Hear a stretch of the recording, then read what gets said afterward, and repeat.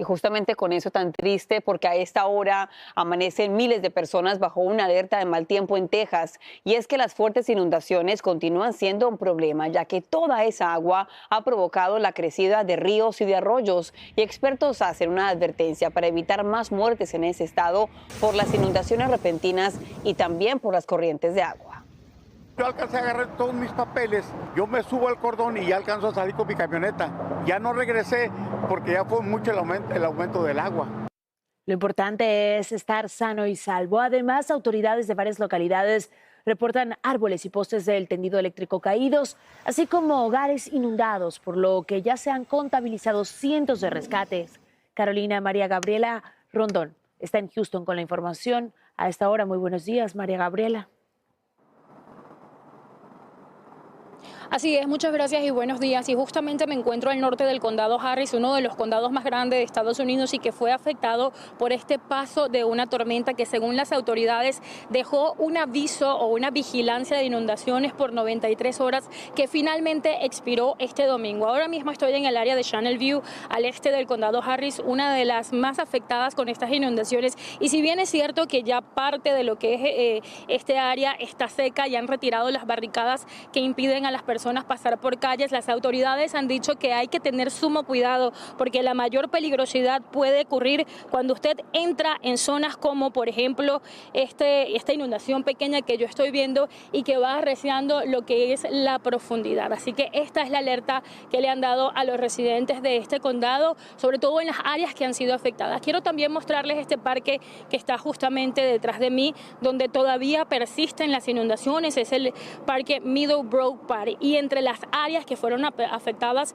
en el condado Harris se encuentran el área de Kingwood, Channel View, Humble y Atacosita, y esto tras la crecida del río San Jacinto. Según el reporte que han dado autoridades locales, se trató de la inundación o una de las inundaciones más grande o más larga luego de lo que ocurrió en el huracán Harvey, este difícil huracán que tuvieron que enfrentar algunos de los tejanos. De hecho, la Cruz Roja Americana tuvo que habilitar refugios donde, según el reporte de la Cruz Roja, este mismo sábado, este fin de semana que apenas pasa, 200 personas que fueron rescatadas tuvieron que utilizarlo. También las autoridades en Texas han puesto a disposición una página web que voy a dictar para ustedes ahora mismo, en la cual pueden reportar los daños. Sería la página www.tdem.texas.gov/recovery, y allí las personas que han sido afectadas durante esta tormenta pueden hacer el reporte de los daños. Entre tanto, se espera que el día de hoy se dé una rueda de prensa por parte de la juez del condado Harris, Lina Hidalgo,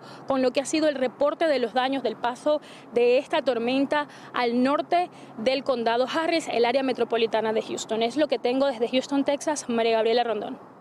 Muchísimas gracias, María Gabriela. Estaremos al pendiente. Ya sabes, si necesita ayuda, ahí tenía la página de internet a la que puede asistir. Con terror, en pánico, así amanecen miles de residentes y desplazados al este de Rafah, en Gaza. Y es que en las últimas horas, el ejército de Israel les ordenó evacuar inmediatamente, ya que se espera una intensa acción en esa ciudad en un futuro próximo. Y nos conectamos en vivo hasta Washington, D.C. con nuestro colega Edwin Pitti, quien ha estado siguiendo este tema. Imagino, Edwin, que muchas reacciones a esta hora. Buenos días.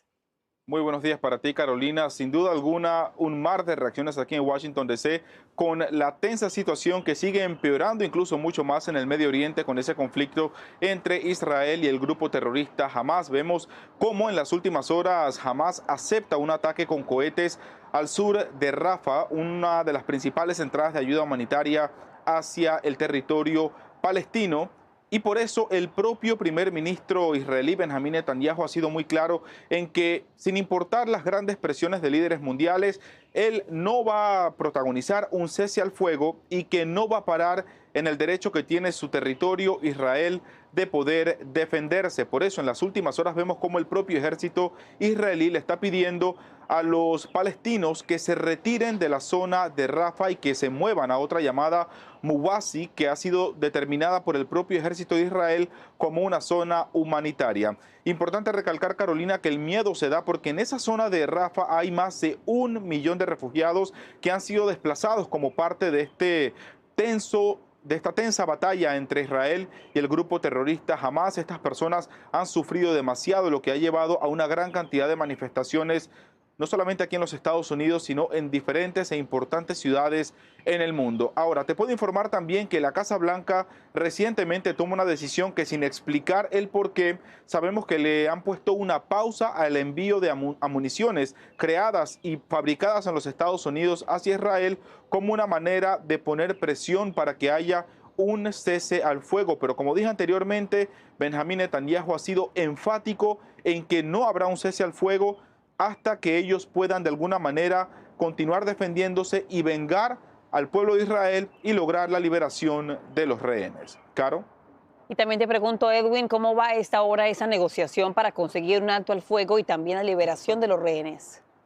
Importante pregunta, Carolina, porque esta situación de la negociación podría complicarse mucho más. Pero te puedo comentar que en las últimas horas ya la Casa Blanca está más envuelta que nunca. Recordemos que han enviado como un moderador especial al director de la CIA, Bill Burns. Esas negociaciones entre diferentes partes, incluyendo a miembros del grupo terrorista Hamas, iniciaron en Egipto, pero ahora se han retirado y van camino a Qatar, donde esa conversación podría continuar. Y los Estados Unidos está diciendo que gracias al acuerdo que tienen con importantes aliados, muy pronto podría haber un cese al fuego y también liberación de rehenes. Vuelvo contigo al estudio, Caro. Ojalá que eso se ocurra muy pronto, Edwin. Muchísimas gracias.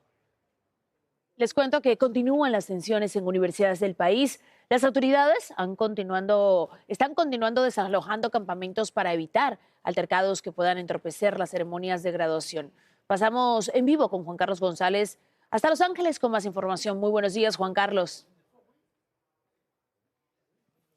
¿Qué tal, Lindsay? Muy buenos días. Bueno, uno de esos campamentos que fueron desalojados fue precisamente ayer aquí, muy cerca de aquí donde nos encontramos en la Universidad del Sur de California. Aquí se habían establecido ya otras personas pro-Palestina y bueno, ayer durante la madrugada llegaron decenas de agentes de la policía y pues desalojaron a estas personas. Según se nos informa, este desalojo fue totalmente pacífico, incluso no hubo que arrestar a ninguno de los manifestantes. También en la Universidad de California en Los Ángeles, bueno, pues ahora se investiga la manera en que fueron desalojadas las personas que habían acampado ahí ya durante varios días. Pero ¿qué pasa en otras partes del país? Bueno, por ejemplo, ayer se llevó a cabo una manifestación en el Art Institute de Chicago.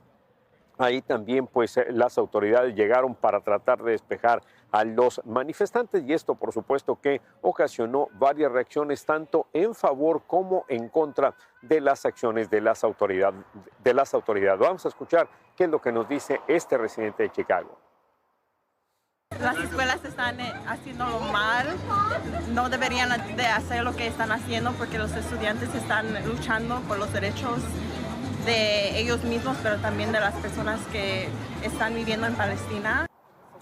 Bueno, también en la Universidad de Michigan se llevaba a cabo una ceremonia de graduación y esta fue interrumpida por unos cuantos minutos nada más, o trató de ser interrumpida. Sin embargo, las cosas prosiguieron de una manera normal, pero por supuesto que siguen llevándose a cabo protestas, manifestaciones y campamentos en algunas otras universidades de los Estados Unidos. Vamos a escuchar lo que dice el presidente precisamente de la Universidad de Florida. Escuchemos.